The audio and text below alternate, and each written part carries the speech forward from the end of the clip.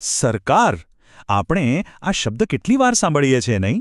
આમ તો એ આપણી આસપાસ બધે જ છે, પણ કદાચ આપણે એને રોજબરોજ અનુભવતા નથી. પણ આ સરકાર એટલે ખરેખર શું અને એ કામ કઈ રીતે કરે છે?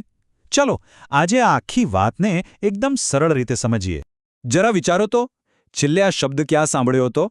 કોઈ ન્યૂઝ હેડલાઇનમાં, સ્કૂલની ચોપડીમાં કે પછી ઘરમાં કોઈ ચર્ચા થતી હતી ત્યારે? સાચું તો એ છે કે આ શબ્દ હવે આપણી રોજિંદી વાતચીતનો એક ભાગ જ બની ગયો છે. અને સમાચારમાં તો જુઓ, રોજ કંઈક ને કંઈક હોય જ છે. ક્યારેક જીએસટીનો કોઈ નવો નિયમ આવે તો ક્યારેક અનામત પર જોરદાર ચર્ચાઓ ચાલી રહી હોય. આ બધાની પાછળ કોણ છે? સરકાર. અને આ બધી વસ્તુઓ સીધી આપણી જિંદગી પર અસર કરે છે. તો આના પરથી એક વાત તો પાક્કી છે, સરકાર કોઈ દૂરની વસ્તુ નથી, પણ આપણી રોજબરોજની જિંદગીનો જ એક ભાગ છે જે સતત આપણને અસર કરે છે. તો સવાલ એ છે કે આ સરકાર છે શું? જો એકદમ સાદી ભાષામાં કહીએ તો એ એક એવી સિસ્ટમ છે, એક એવી વ્યવસ્થા જે આપણા આખા દેશ માટે મોટા મોટા નિર્ણયો લે છે અને પછી એ નિર્ણયોને લાગુ પણ કરાવે છે. પણ સવાલ થાય કે આવી કોઈ સિસ્ટમની જરૂર જ શું છે? અરે વિચારો તો, કરોડો લોકોનો આટલો મોટો દેશ, એને વ્યવસ્થિત રીતે ચલાવવો, બધાનો વિકાસ થાય એનું ધ્યાન રાખવું, શાંતિ અને વ્યવસ્થા જાળવી રાખવી, આ બધું કરવા માટે એક મજબૂત સિસ્ટમ તો જોઈએ જ ને. બસ આ જ કામ સરકાર કરે છે. હવે આટલું મોટું કામ કોઈ એક જગ્યાએથી તો ન જ થઈ શકે, ખરું ને? એટલા માટે જ શાસનને 3 અલગ અલગ લેવલ એટલે કે સ્તરોમાં વહેંચવામાં આવ્યું છે. કેમ? જેથી કામ એકદમ સરળતાથી અને અસરકારક રીતે થાય. ચાલો સમજીએ. સૌથી નીચેના સ્તરે આવે છે સ્થાનિક સરકાર, એટલે કે આપણા ગામની પંચાયત કે શહેરની નગરપાલિકા. એ લોકો શું સંભાળે? પાણી, સફાઈ, ગલીના રસ્તા, આવા આપણા રોજિંદા પ્રશ્નો.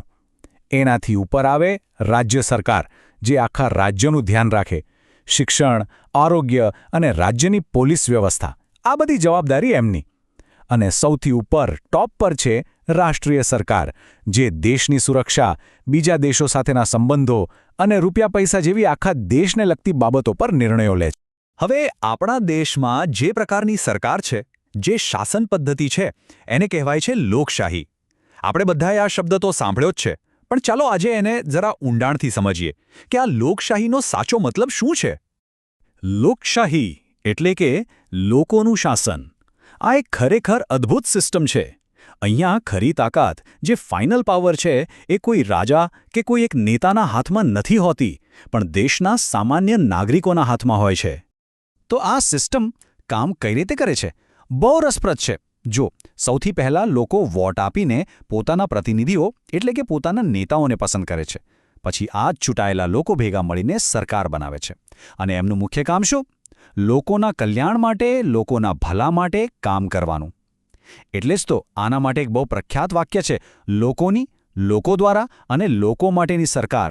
પણ એક મિનિટ, શું દુનિયાના બધા જ દેશોમાં આવી જ સિસ્ટમ છે કે પછી દેશ ચલાવવાની કોઈ બીજી રીતો પણ છે? બિલકુલ છે. આ સમજવા માટે ચાલો લોકશાહી અને રાજાશાહી વચ્ચેનો તફાવત જોઈએ. લોકશાહીમાં, જેમ આપણે વાત કરી, પાવર લોકોના હાથમાં છે, જ્યારે રાજાશાહીમાં બધો જ પાવર કોઈ એક વ્યક્તિ એટલે કે રાજા કે રાણીના હાથમાં હોય છે. લોકશાહીમાં આપણે વોટ આપીને શાસકને પસંદ કરીએ છીએ, જ્યારે રાજાશાહીમાં શાસન વારસાગત હોય છે. મતલબ કે રાજાનો દીકરો જ રાજા બને. બસ આ જ તો મૂળભૂત તફાવત છે. અને એટલે જ લોકશાહીની સૌથી મોટી તાકાત છે મત આપવાનો અધિકાર. એક મતની કિંમત છે. એક સામાન્ય નાગરિકનો મત પણ આખા દેશની દિશા બદલવાની તાકાત રાખે છે. ખરેખર આ જ એ શક્તિ છે જે શાસનની દોરી લોકોના હાથમાં સોંપે છે. સારું, તો સરકારના ઘણા બધા કામો છે, પણ એમાંથી એક કામ એવું છે જે કદાચ સૌથી વધુ મહત્વનું છે, અને એ છે કાયદાનું શાસન સ્થાપિત કરવું. જુઓ, કોઈપણ દેશને વ્યવસ્થિત રીતે ચલાવવો હોય તો નિયમો તો જોઈએ જ, બરાબર ને? તો સરકારનું આ જ મુખ્ય કામ છે, એવા કાયદા બનાવવા જે દેશના દરેક નાગરિકને, પછી ભલે તે અમીર હોય કે ગરીબ, કોઈ પણ પદ પર હોય, બધાને એક સમાન રીતે લાગુ પડે. આ આખી પ્રોસેસને 3 ભાગમાં સમજી શકાય. સ્ટેપ 1, સરકાર દેશની સુરક્ષા અને વિકાસ માટે કાયદા બનાવે છે. સ્ટેપ 2, દેશના દરેક નાગરિકની એ જવાબદારી છે કે એ કાયદાઓનું પાલન કરે. અને સ્ટેપ 3, જો કોઈ કાયદો તોડે તો પછી આવે છે ન્યાયતંત્ર, એટલે કે કોર્ટ. એનું કામ એ જોવાનું છે કે કાયદાનું બરાબર પાલન થાય અને જેણે ભૂલ કરી છે એને સજા મળે અને બધાને ન્યાય મળે. તો કાયદાનું મહત્વ આ જ છે. એ સમાજમાં ન્યાય, સમાનતા અને વ્યવસ્થા માટે એક ફ્રેમવર્ક, એક માળખું તૈયાર કરે છે. કાયદા આપણને એ વાતની ગેરંટી આપે છે કે કોઈ પણ વ્યક્તિ કાયદાથી ઉપર નથી. અને આ બધી જ ચર્ચા ફરીને પાછી ત્યાં જ આવે છે, લોકો પર. કારણ કે લોકશાહીમાં સરકાર અને લોકો આ બે અલગ અલગ વસ્તુઓ છે જ નહીં. આ એક વાક્ય લોકશાહીનો આખો સાર સમજાવી દે છે. સરકાર કોની છે? લોકોની. કોણ બનાવે છે? લોકો. અને કોના માટે કામ કરે છે? લોકો માટે. બસ આ છે લોકશાહી.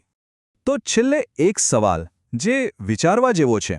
જો સરકાર ખરેખર લોકો દ્વારા જ ચાલતી હોય તો પછી આખી સિસ્ટમમાં એક નાગરિક તરીકે આપણી પોતાની શું ભૂમિકા છે? આપણી શું જવાબદારી છે? આના પર જરૂર વિચારજો.